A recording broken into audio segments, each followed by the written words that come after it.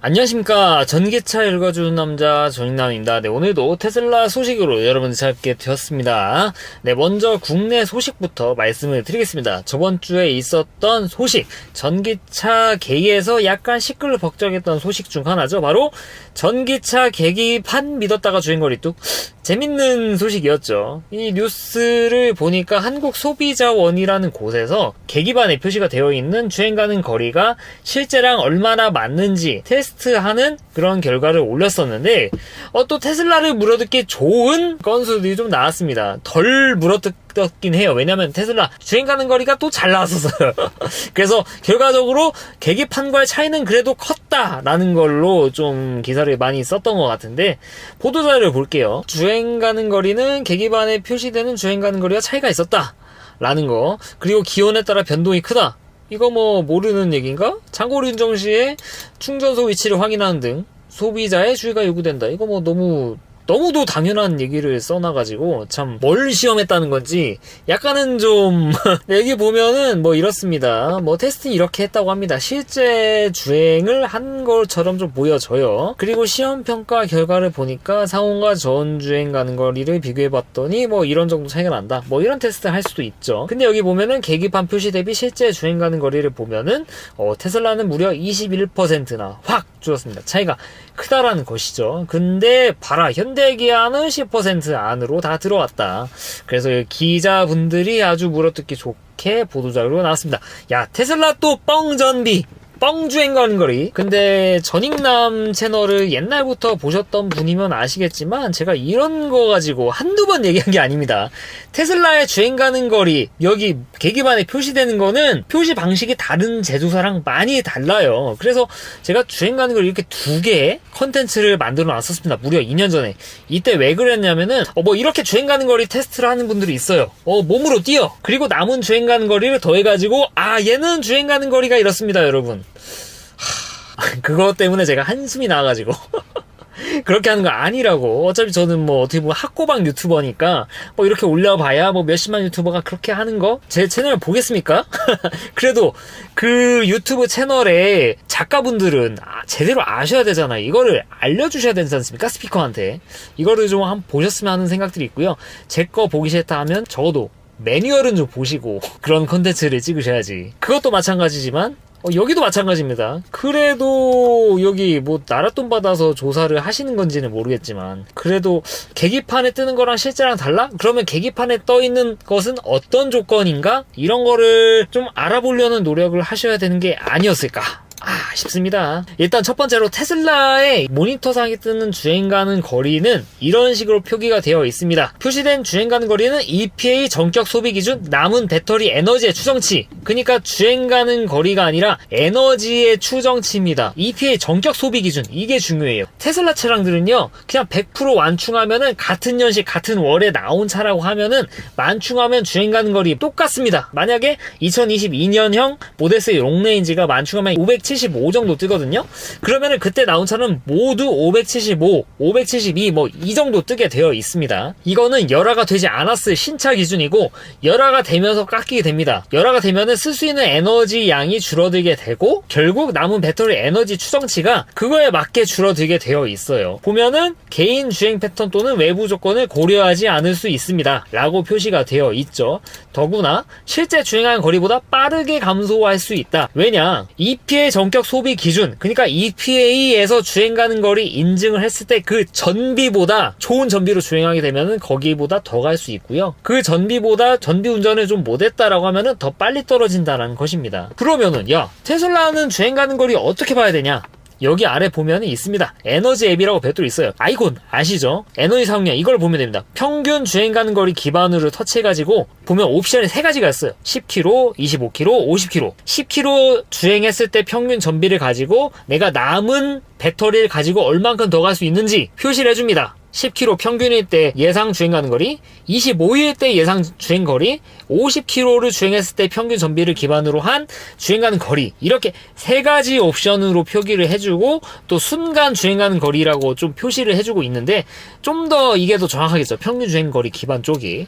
이런 식으로 테슬라는 세부적으로 주행 가는 거리를 계산할 수 있게 보여주고 있어요. 근데 뭐 유튜버 분도 그렇고 하다못해 뭐 국가 지원을 받아서 하는 곳인지 모르겠지만 여기에서도 그런 거를 고려하지 않고 그냥 내가 이렇게 주행했는데 얘는 이만큼 깎였어. 그거를 가지고 비교를 해놓고 아 여기 이분들 보시죠. 테슬라 뻥점입니다 여러분. 이런다는 것이죠. 이런 것들이 참 그렇다. 제가 2년 전부터 얘기를 하고 있지만 변하는 게 없다 라는 거 좀 아쉽습니다. 근데 이거를 모르시는 분들도 많이 계세요. 테슬라 오너분들도. 사실 이 부분이 뭐 테슬라도 잘못이 없는 거는 아니에요. 이 계기판에 떠있는 주행 가는 거리를 가지고 야 이 정도를 가지고 내가 주행 가는 거리를 보지 뭐 다른 메뉴를 들어가서 주행 가는 거리를 봐야 되냐 이거 인터페이스가 잘못된 거 아니냐 하면 할 말은 없습니다. 그래서 제가 말씀을 드리는 거, 제 의견 중 하나가 바로 계기판에 뜨는 이 주행 가는 거리를 굳이 뭐 EPA에 맞춰서 인증된 그 결과값을 그냥 싸주는 게 아니라 평균 주행 가는 거리 기반으로 해서 예측되는 주행 가는 거리를 이 계기판에 표시해주면 되는 거지 않습니까? 그러면은 굳이 이렇게 어플 들어가서 볼 필요도 없고 편하지 않습니까? 이런 거는 테슬라가 반영을 해줬으면 좋겠다라는 게 뭐 제 의견입니다. 그렇다고 여기 이분들이 얘기하는 게 잘 됐다 그런 거는 아니에요. 이런 건 좀 결이 다르죠. 뭔가를 조사하고 소비자한테 알 권리, 좋은 자료를 이렇게 제공하기 위해서 만드는 것들은 여기에 뜻하는 숫자가 어떻게 얻어진 건지 확인을 하고 언급해야 되지 않습니까? 근데 그런 게 전혀 없다라는 거. 그러면 이제 아이오닉5랑 EV6는 테슬라랑 좀 다른 방식으로 되는 거냐? 이렇게 생각할 수 있는데 맞습니다. 현대기아 차량들 그리고 다른 제조사 대부분의 전기차 브랜드들은 이런 방식을 써요. 에너지 사용량. 테슬라는 10km, 25km, 50km까지 주행했을 때 평균 전비를 가지고 쏴주는 그런 어플이 있는데 다른 제조사는 뭐 이거에 대해서 정확히 밝히고 있지 않습니다. 어떤 알고리즘인지는 알 수는 없어요. 이런 식으로 표기를 해주고 있습니다. 여기 보면 주행 가는 거리는 현재 배터리 충전량으로 주행할 수 있는 거리 나타내며 그리고 운전 방식, 전기 부하, 사용 환경, 고전의 배터리 등 다양한 것을 종합적으로 반영한다 라고 이렇게 표시를 하고 있고 영향 미치는 요소, 운전 방식, 부하 사용, 사용 환경, 고전압 배터리 에너지 이런 식으로 주행 가는 거리에 영향을 미친다고 나와 있어요. 근데 테슬라는 운전 방식이나 습관이 영향을 끼치지 않을 수 있다라고 표시를 해놨죠. 그러니까 어떻게 보면 현대기아나 다른 제조사들이 보여주는 방식이 좀 더 맞는 건 너무도 당연한 것입니다. 그냥 테슬라가 잘못된 거다. 근데 그거를 테슬라가 잘못했다? 뭐 잘못했다고 볼 수 있지만 근데 이렇게 정식으로 뭔가 조사하는 분들은 그거에 대한 차이를 정확히 밝혀줬어야 되는 게 맞습니다. 네, 이렇게 뭐 고생해가지고 만들어 놓고 뭐 저같이 뭐 일개 유튜버한테 이렇게 욕먹으시고 할 필요가 없잖아요. 좀 아쉬운 그런 조사였다라고 좀 말씀드릴 수 있을 것 같아요. 네, 아무튼 테슬라 주행 가는 거리 보는 법 제가 이렇게 컨텐츠를 2년 전에 만들어놨으니까 네, 참고하시면 될 것 같고요. 네, 그리고 두 번째 소식입니다. FSD. FSD 13 버전이 미국에 벌써 풀어지기 시작했습니다. 뭐 인플루이 분들도 마찬가지지만 더리 테슬라님 같이 FSD 가지고 컨텐츠 하시는 분들에게는 다 뿌려진 것 같더라고요. 근데 보면은 기가 막힙니다. 이거를 저야 계속 보니까 와 이런 게 좋아졌다고 하는구나 느껴지는데 직접 이렇게 제가 체감을 하지 못하니까 이렇게 대리로 체감하는 거죠. 근데 하는 얘기가 이렇습니다. 갈수록 스무스해진다. 그리고 헤매는 게 갈수록 줄어든다. 계속 이렇게 얘기를 해주고 있어요. 그냥 놀랍다 그런 얘기들밖에 안 하죠. 13 되면서 어떤 것들이 바뀌었냐? 간단하게 좀 말씀을 드리면은 말씀드리기 전이지만 그렇게 와닿진 않으실 거예요. 그래도 말씀드리겠습니다. AI4 비디오 인풋을 제대로 쓴다라. 하드웨어 4.0 버전의 카메라의 인풋들을 제대로 받아가지고 학습을 시킨다 라는 내용들이 있죠. 여기 보면 네이티브. 기존에는 이거를 로우 그대로 쓰는 게 아니라 AI3에 맞게 변환돼가지고 학습을 했다거나 그런 과정이 있었던 것 같아요. 근데 이제는 그냥 네이티브 AI4 인풋을 그대로 사용한다. 그리고 데이터를 학습하는 이 것들이 4-5배 정도 케이퍼빌리티가 늘어났다는 것을 알 수가 있고 T나 하이웨이에서 할 수 있는 이 FSD가 2배 스피드 프로필이 적용이 됐다. 그리고 FSD 주차부터 시작을 한다. 그냥 주차장에서 그냥 빠꾸도 한다. 여기 보면 실제로 여기 더리 테슬라님 유튜브를 보시면 처음에 주차되어 있는데 후진하면서 시작을 합니다. 이런 것들이 개선이 됐고요.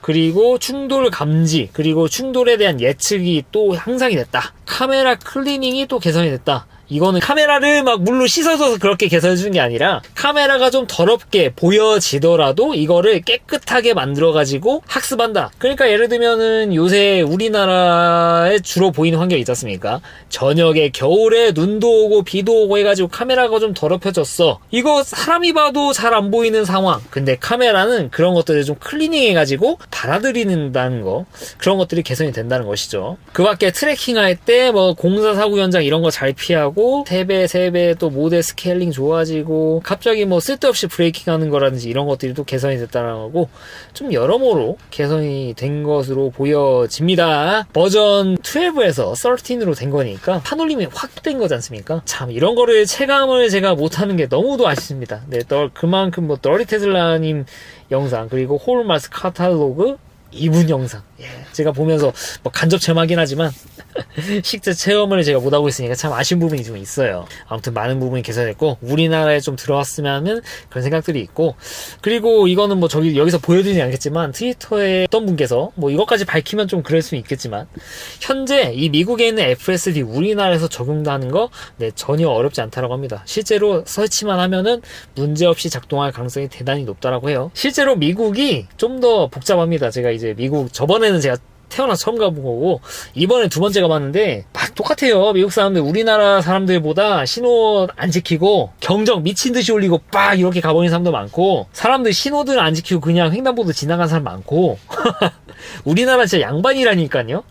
이런 환경에서도 자율주행을 더 잘합니다. 우리나라 오면은 좀 더 잘할 거라는 생각이 저는 개인적으로 들어요. 그래서 저는 우리나라에 적어도 뭐 미국산이라도 먼저 좀 적용해줬으면 하는 그런 생각이 있습니다. 미국 FTA 그런 것들이 있으니까. 요새 이제 중국 자율주행으로 이렇게 좀 검색해 보시거나 검색 안 하시더라도 자동차 유튜브 많이 이렇게 보시는 분들은 요새 중국 얘기들이 많이 보이시는 걸 느끼실 거예요. 야, 이거 보면은 우리나라 같은 경우 자율주행은 정말 제한된 곳에 허가받은 일부 소수의 차량들, 상용화된 차는 전혀 없죠.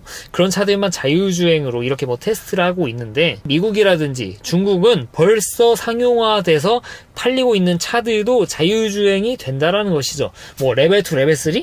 뭐 그게 뭐 솔직히 의미가 있습니까? 이제 와서? 이거 보면은 그게 무슨 의미가 있나? 끝까지 뭐 레벨 4가 어쩌니 뭐 HDMI 어쩌니 이러실 거예요? 네, 좀 그런 거 좀 깨셨으면 좋겠고, 아무튼 미국이나 중국이나 곧 있으면 이제 유럽에서도 이런 것들이 좀 풀릴 여지가 있다라는 거 많이 보셨을 겁니다. 근데 우리나라는 어떨까? 우리나라는 여전히 뭐 기약이 없지 않습니까? 너무 아쉽다는 것이죠. 세상이 이렇게 변하고 있는데 이런 말 하면은 또 이렇게 받아들이신 분이 요새 많다라고 해요. 뭐 제 채널 같은 경우는 학고방이라 그런 분들은 좀 유입되지 않는 것 같은데 중국이 좋다, 미국이 좋다 이러면은 야 매국노들, 야 우리나라 현대기아를 뭘로 보고, 현대기아가 막 배터리도 어떻고, 야 배터리 아저씨가 어떠고, 네, 그분들 다 어디 가셨나 그런 분들 이런 거 보면서 와 찬양하자 이런 게 아닙니다. 우리 현실을 좀 이해를 하고 방안이 있으면 좋겠다. 그리고 소비자들이 이런 걸 알고 있으면은 이런 것들이 알게 모르게 제조사를 압박하게 돼서 좀 더 우리나라도 빠르게 자율주행을 시판되고 있는 차에서도 써볼 수 있는 그런 가능성이 높아지지 않겠습니까? 백날 뭐 칭찬만 해요. 그러면은 우물한 개구리 되는 거 뭐 당연한 거 아니겠습니까? 네, 미국에 대해서 뭐 말할 필요도 없고 중국도 이 테슬라가 가서 그런 건지 모르겠지만 대단히 많이 발전했죠. 적어도 시판되고 있는 차를 봤을 때 우리나라랑은 비교조차 안 됩니다. 근데 우리나라 어떻죠? 참 우리나라 참 걱정됩니다. 그러면서도 중국이 되게 저는 너무 무서워. 맨날 무섭다는 얘기를 하는데 미국이야 뭐 거의 뭐 넘사가 돼가지고, 사실 우리나라 미국 잘 나갈 때 뭐 기차에 탑승해가지고 같이 이렇게 상호간에 같이 발전하는 그런 방향으로 가야 되는데 중국은 우리나라랑 그런 관계가 좀 아니지 않습니까? 어떻게 보면 경쟁을 해야 되는데 냉정한 경쟁이 될까? 좀 그런 생각이 많이 들어요. 자율주행만 봐도 그렇고, 이거는 뭐 다른 분야인데 제가 이제 바이오 업계에 종사를 하고 있으니까 중국이 너무 무섭습니다. 이것도 똑같아요. 바이오도 미국이나 그나마 바이오는 유럽도 잘 나갑니다. 기가 막힌 약들을 만들어가지고 어마어마한 국가의 거의 뭐 GDP를 견인하는 그런 기업들이 많이 있지 않습니까? 그나마 자동차 같은 경우는 유럽이 좀 약간 그런데 바이오는 그래도 괜찮아. 그래도 패권을 쥐고 있는 데는 미국, 유럽, 그리고 여기다 지금 중국이 지금 들어가 있죠. 중국이 얼마나 위협적이냐면 이제 미국이 바이오 시큐리티로 해가지고 이 중국을 견제하고 있는 그런 상황까지 오게 되어 있어요. 그만큼 중국에 대한 그런 견제가 심해지고 있다. 얘네들이 허접했으면은 뭐 견제를 하겠습니까? 근데 우리나라는 뭐 하고 있냐? 그 와중에 자동차도 그렇고 반도체도 그렇고 바이오도 그렇고 단순 제조업을 넘어서 국가를 멱살을 끌어서 발전시킬 수 있는 그런 종목들이 경쟁력이 정말 많이 떨어져요. 저는 바이오가 솔직히 무섭습니다.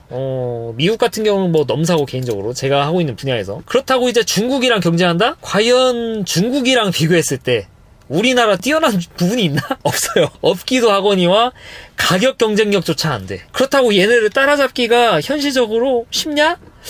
야, 진짜 어렵거든요. 개인적으로 봤을 때. 불가능하거든요. 개인적으로 봤을 때 너무 어렵거든요. 그래서 저는 중국이 너무 무섭다. 이거 진짜 큰일 났다. 이런 거를 체감하고 있는 분야에서 일하다 보니까 그로 인한 뭐 선입견이랄까요? 자동차로 그렇게 될 것 같다. 그런 생각들이 좀 많이 든다라는 게 너무 걱정입니다. 너무 대단히 걱정돼요. 이런 식으로 하면 또 이제 중국에서 뭐 댓글 부대라고 하시는 분들이 다른 유튜브 채널이 있는데 제 채널에 없기를 바래요. 알아야 되지 않습니까? 적어도 물이 끓고 있는데 개구리라니까요. 우리나라 지금 이거 뭐 바이오도 그렇고 반도체도 그렇고 이 전기차도 그렇고 참 걱정입니다. 우리나라 어떻게 하지? 영어 공부 열심히 해가지고 떠야 되나? 아무튼 간에 이 와중에도 우리나라도 경쟁력 있는 어떤 여러 가지 것들을 많이 만들어가지고 슬기롭게 극복할 수 있는 그런 기회가 좀 됐으면 하는 생각들이 있습니다. 아무튼 중국의 좀 무서운 부분도 살짝 뭐 제 분야를 가져와가지고 좀 말씀을 드렸고요. 그리고 마지막으로 들려드릴 소식. 야, 드디어 고속도로 최초 슈퍼차저가 드디어 들어왔습니다. 야, 최초는 바로 횡담도 아니었냐? 정확히는 횡담도 휴게소가 아니라 횡담도에 있는 모다 아울렛이죠. 그래서 정확히 휴게소에 설치된 건 아니었어요. 근데 이번에는 정말 생자로 휴게소에 설치된 첫 번째 슈퍼차저. 야, 여기가 민간이 운영해서 이런 것이 가능하다고 해요. 김해 진영 슈퍼차저. 야, 여기 가니까 제가 뭐 다른 분들 자료니까 함부로 띄우진 않겠지만 트위터 보면 여기서 사이버 트럭 전시도 하고 이벤트도 마련하고 라이트쇼 같은 것들도 하고 이게 다른 제조사에는 좀 이렇게 할 수 없는 것들을 좀 했더라고요. 와, 이러면서 테슬라 코리아가 웬일이지? 하는 생각이 좀 들더라고요. 예전에 이렇게까지는 안 했거든요. 이런 거는 미국 스타일로 하는 건데 웬일이지? 간만에 좀 테슬라 코리아를 좀 칭찬해야 되는 상황이 아닌가 싶은데 아무튼 테슬라 코리아가 약간 좀 달라진 듯한 느낌? 슈퍼차저도 합리적인 가격으로 낮췄고 안 팔려서 그런 건지 모르겠지만 그리고 이런 이벤트 같은 것들 마다할 이유가 없죠. 이런 이벤트 같은 것도 잘하고 있어가지고 간만에 좀 칭찬해줘야 되지 않나 그런 생각이 듭니다. 뭐 저희 같은 경우 이제 뭐 수도권에 거주하고 있기 때문에 부산 갈 일이 솔직히 그렇게 많지는 않지만 만약에 부산 출장 갈 일이 있을 때 꼭 들려보고 싶은 그런 슈퍼차저가 될 것 같아요. 인천에서 가면은 무조건 경부로 가진 않더라고요. 이렇게 가는 경우도 많더라고요. 참고로 저는 이제 부산에 출장 있으면은 KTX 안 타고 제 차 타고 갑니다. 테슬라니까 그게 돼요. 아무튼 간에 이 주변을 좀 자주 이용하시는 분들 중에 슈퍼차저 이용하실 분이 많이 계셨다고 하면은 축하드린다 이런 말씀을 드리고 싶네요. 네, 이상 전기차 읽어주는 남자 정익남이 있습니다. 오늘은 좀 뭔가 화만 내는 그런 컨텐츠만 찍은 것 같은데 분통 터진 일들 그리고 답답한 부분이 많아가지고 그러니까 좀 이해해 주셨으면 감사하겠습니다. 앞으로도 유익한 주제를 가지고 여러분 찾아뵙도록 할 테니까 좋아요와 구독 부탁드리도록 하겠습니다. 긴 영상 시청해 주셔서 대단히 감사합니다.